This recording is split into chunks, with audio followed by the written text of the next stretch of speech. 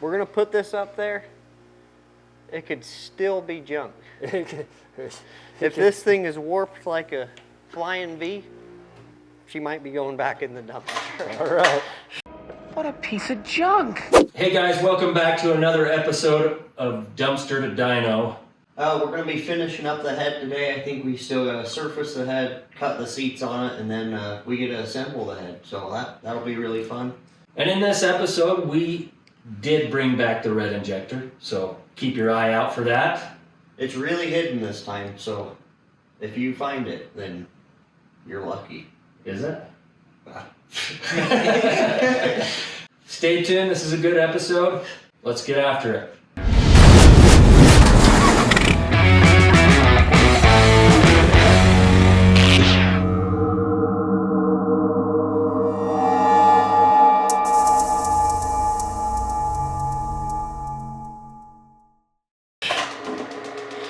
Still a chance.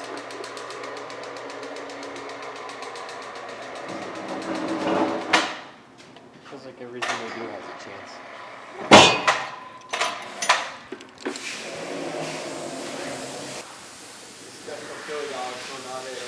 Oh, I did the cheesesteak. The cheesesteak. He did the chili dogs. I haven't heard anything out of him yet. Oh, I'm fine. I've got the metabolism of a dog, though. A dog? Yep. Okay, so far so good. As you can see, we're perfectly level there. Oh, yeah. In every aspect of the game. We're just going to check our level so we don't mill this thing. Like if we had a piece of dirt under here or something and it was tilting it off weird, then it wouldn't be milling right. So we're going to check our level. We're good. What happens when these things are under heat and a lot of stress, they start twisting and warping. And when stuff gets really hot, like if this head was really hot, we'd see it twisted, and I see them a lot of the time warped this way, most of the time, like a V. Mm-hmm. And so if that would happen, then we'd get it cut in here. And sometimes it would be cut in here first. You know what I mean? Yeah.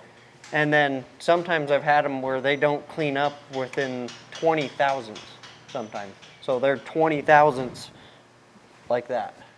If that makes sense.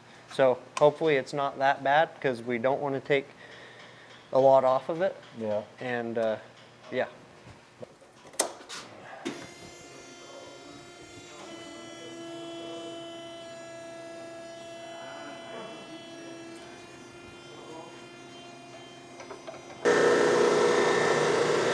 What's the first step? I just basically went to where I touched. I'm going to run it across, make sure there's nothing weird going on, and then we're just going to take it down until we can clean up, make sure everything's cleaned up and looks good. I think the maximum you want to take on these heads is like 30 thousandths. It being an inline engine, it's not that big of a deal because you're not really affecting anything, changing the height of the head, since we're going to cut the valves anyways. But on like a Duramax where you have an intake, that could affect where the intake is sitting, and it could matter a lot. So you can see our first pass, we're touching here and we're touching over there. So you can see how a little bit it is warped a little bit. We're going to see how much that is, but tenths of a thousandth. So every 2 lines is about 1.5 thou. So I'm taking it down 1.5 thou every single time. So right now we've taken 1.5 thou off of it.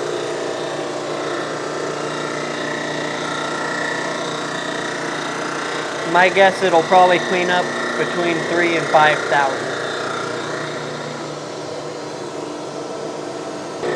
This machine used to be a stone cutting machine. We actually went through and put our insert in there so that we could get the right surface finish. So now it's cutting with an actual insert tool instead of cutting with these stones.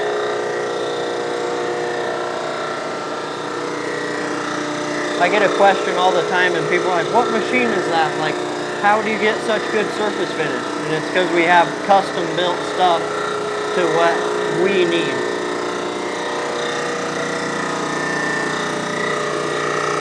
starting to touch in the middle on this side. You see how it's not only V'd, but it's twisted too. And that's normal. Most 12 valves I get are like that. This is actually pretty good for a 12 valve. Did you know, like coming out of high school, that you wanted to learn machining, or did you come down here? Like, what got you into wanting to learn machining? I guess my first original plan was not to do machining. It was to graduate high school and then go to college like everybody else. And then I've kind of always had a passion, because I've always worked at industrial like my whole life, and I've always had a passion for it and wanted to be a part of it. And I've kind of always tried to work on my own stuff and wanted to know how. The biggest thing that I wanted to come down here was because I like to know how things work. Yeah. And that was a satisfying thing for me, is to be able to learn how things work. So did you just come down here to train a little bit, and then you decided you loved it, or what? Yeah, or when I came down here, it was a done deal. I was going to be down here, okay. yeah. But when I had my dorm picked out and everything to go to college, and then last second I'm like, I ain't going to college, Dad. I want to go work at the machine shop. So. Nice. Now for this final pass, I'm going to slow the machine down, and so that we can get it to the perfect surface finish that we want for this head.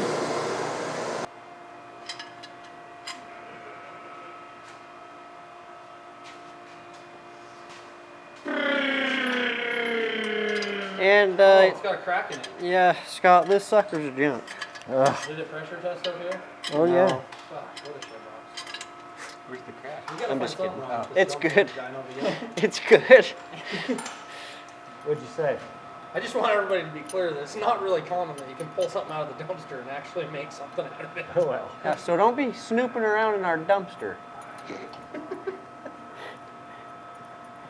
This, to be fair, this head did not come out of the dumpster. Right. The block did. Yeah, It did for sure. The block The head didn't. The head was. I was gonna throw it in there because I didn't want to waste my time on a 12 valve head. But Oh, for some reason, right now, 12 valves are really, really popular. So. Yeah. Hello. We're cutting the valve seats, like we're just doing the stock valves, right?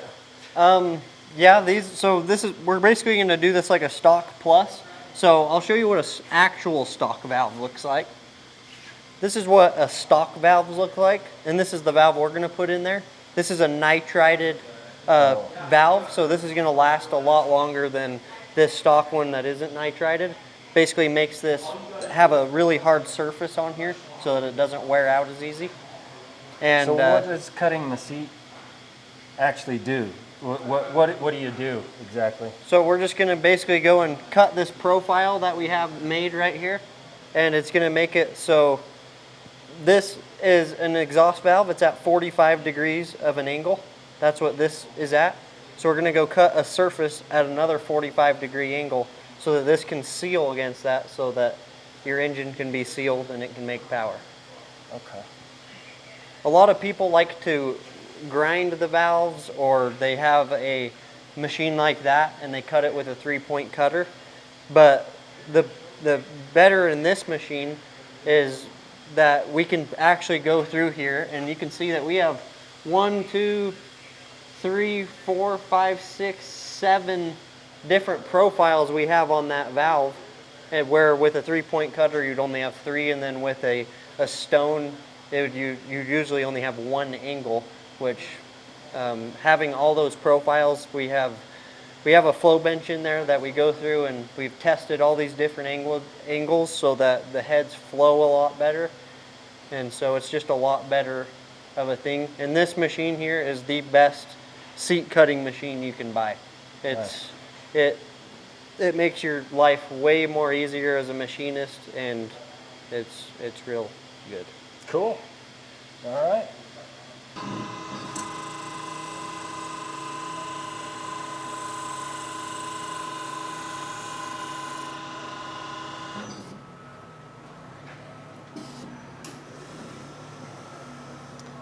Perfect. How's that look, Scott? Looks fabulous. Do you see all our angles? I see him. Yeah? Beautiful. Pretty. Okay, let's see what our final depth is now. Wherever our valve is.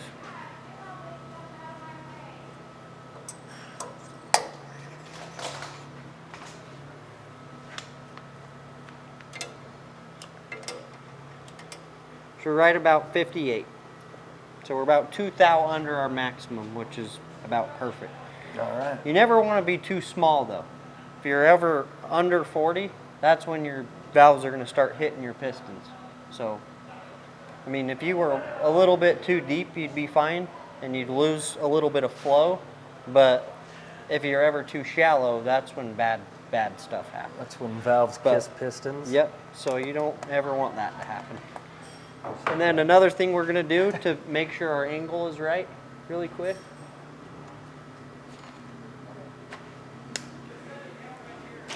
The old blue dye is gone because it's used as a deadly weapon in this shop. A weapon? This is a deadly weapon. How? Well, you see, like I grab this handle a lot, right? Uh-huh. Well, People one put day it I'll on grab it and I'll have my whole hand blue. It's a little joke. That's from those guys. It's a little machinist joke. Yeah. And it doesn't come off that easily. So we're going to put a little dab of that blue dye on there. We're going to go seat our valve and we're going to see how good it seals. You can see that it's perfectly wiped away all that bluing on the seat and the valve. So that's how we just make sure and check that we're perfectly seated. So what some shops do is they cut what's called an interference angle. So this valve is at 45 degrees. They'll cut the seat at like 46 degrees or 43 degrees. And that valve will actually pound itself in and work its way in when the engine starts up originally. Doing it this way, that valve is perfectly going to be sealed on startup. So we're getting ready to fire ring your head now. A lot of people like to do O-rings in these heads, but what we like to do is the fire ring because the fire ring is a lot better of a seal than those O-rings. It's just a lot better of a deal, and if you know how to do it right, it is the best that you can do. That would be sweet. And they have sweet jerseys. Red, the red. Oh yeah. We're good for 2,000 horse now. Oh, sure. Depends how much boost you put through it. Hey, but this head is now done for you. She is all done, and she's ready to be final washed, and then we can go assemble it in the assembly room, and she should be really good for you. Sweet. Hopefully.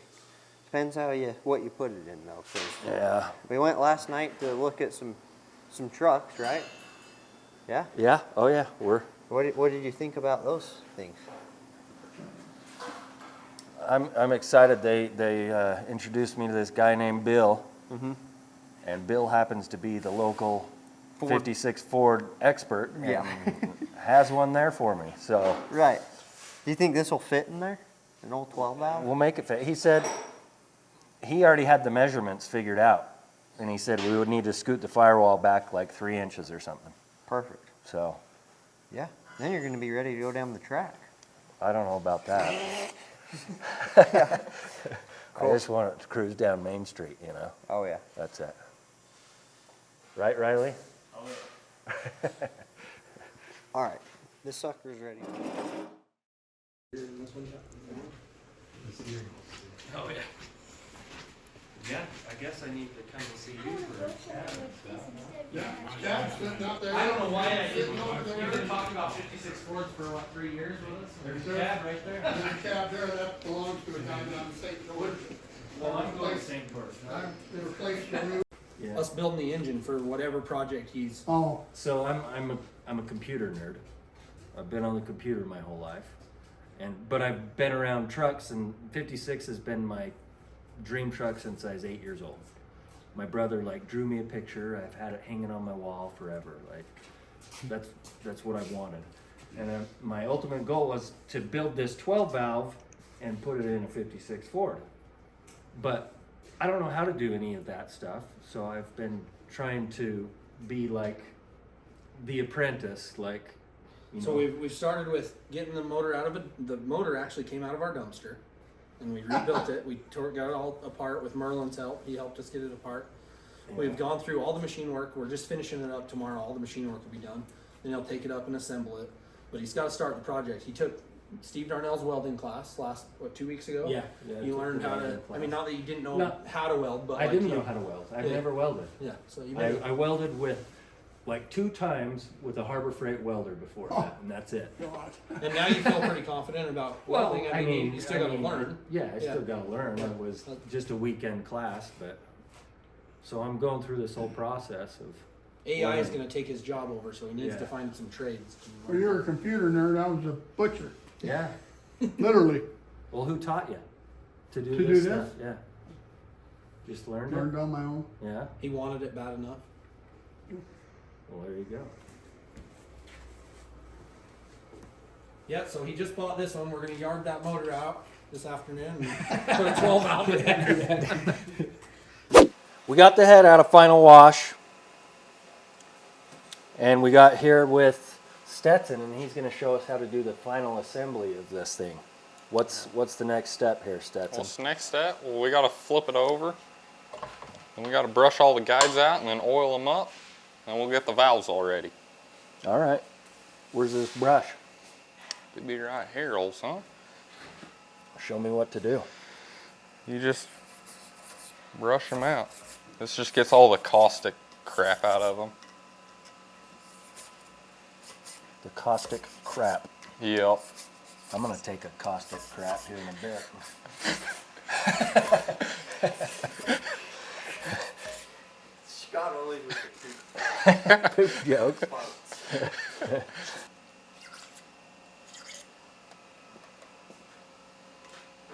What's your record time on full assembly of a head? On a 12 valve, like Yeah. 16 minutes or 17. 16 or 17 minutes. Yeah. Wow. Oh yeah. I'm going to slow you down a bit today. A little bit. We got Stetson over here. What are you doing, Stetson? I'm just setting up my valve checky thingy. Tell us. About what? About this? I don't know. What are you doing? Well, you why- just check the diameter on it. Checking the diameter? Yeah, Why do you need to check the valves? because They're some brand of them, new. yeah, but some of them come from the factory all messed up, like a few thou bigger, a few thou smaller. They're just, yeah. What do you do about it if Throw them away. throw them away? Sometimes we send them back though. Okay. Yeah, But we'll they just send them don't back. always come from the factory So- perfectly. An intake valve and a exhaust valve are the same on a 12 valve? No, so the They're exhaust. Yeah, you can look here. Exhaust valve's a little bit smaller, Okay. and then the exhaust valve is cut for a 45-degree angle, and the intake is 30 or 35. 30. 30.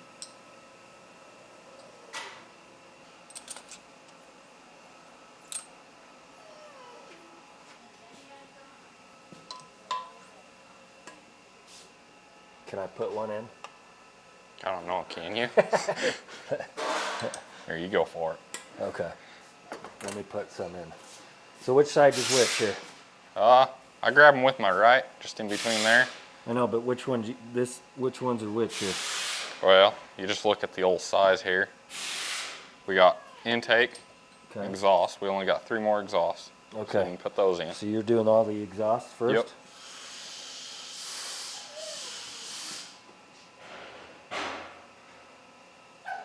And you did this little thing. What are Yeah, you doing? so as you're putting it down, Uh-huh. sometimes on nitrided valves, they have a little burr Uh-huh. right on the end.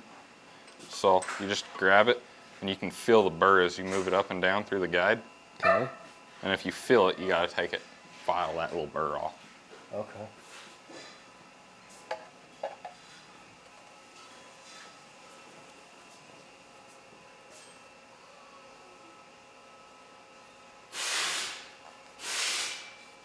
I don't know. I don't know the feeling. I don't know the feeling of a burr. You'll feel it. You'll feel it? Yeah, It won't go in there. yeah, you'll feel it. And make sure them suckers float on all.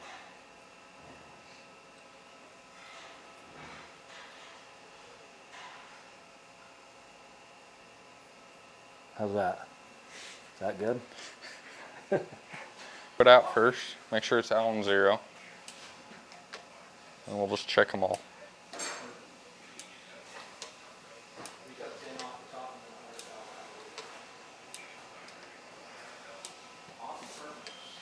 So, you're gonna hold the valve on the back, make sure it don't slide out.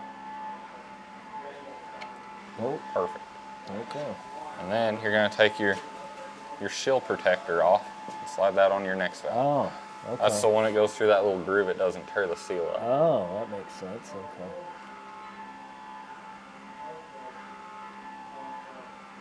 Now you're gonna take your putter oner thingy. You're just gonna push them all along. Put her on her? Oh yeah. Put her on her? Oh, so that sets it on the Yeah. onto the whatever, that metal thing down there on the head. Yeah.